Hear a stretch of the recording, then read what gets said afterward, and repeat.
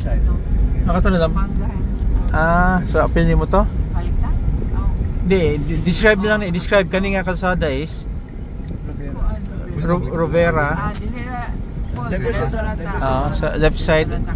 Ilampasan na namo is kuan along Rovera, part of Barangay Kamanhak na.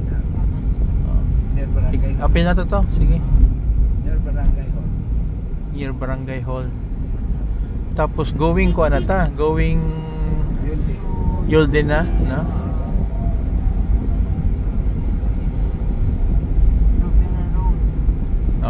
Rovera, no?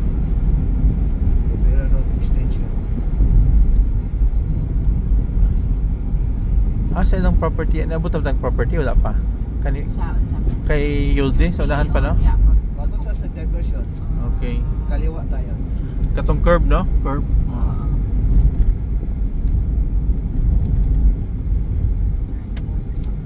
So muna yung diversion? Okay, so turning right mi sa diversion. Diversion intersection Rovera Road. Okay. Tama ba? Turn direta? Okay. Kani unsang pala ni plano aning naka-fence? Buford. Private residence. Sa tapad ani. Kani day? Tapad ani. Kani kani mga ni. Sa unahan pa? Tapad atong balay. Na sila yung almost 1 hectare na sugod anang tricycle. Okay. Wala na yung property ni Yulde. Okay. Dito mo gikan sa Pikas no, Jess no. Dire na ni sulod no. So marker kay Yulde is kani siya, kani may tricycle. Okay. Na potential na 1 hectare ani kang Buford. Kani siya, sugod din ni. Kani Yulde. Okay. Yulde na ni Makasulod din kita din, ha? Oo. Sige. Nanahin naman. So straight na direkta, no? Diretso. Sige, unahan ako ng gamay po. Para makita nato lang asang boundary niya ani.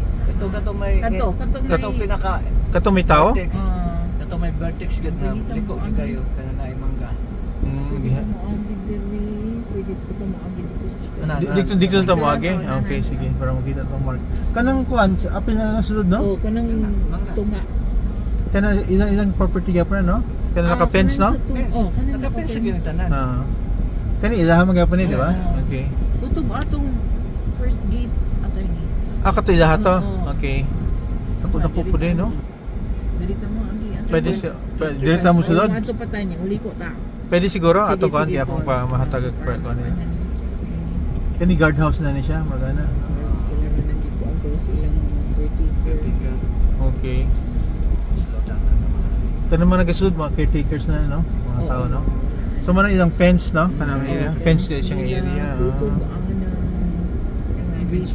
fence. Sige pa po.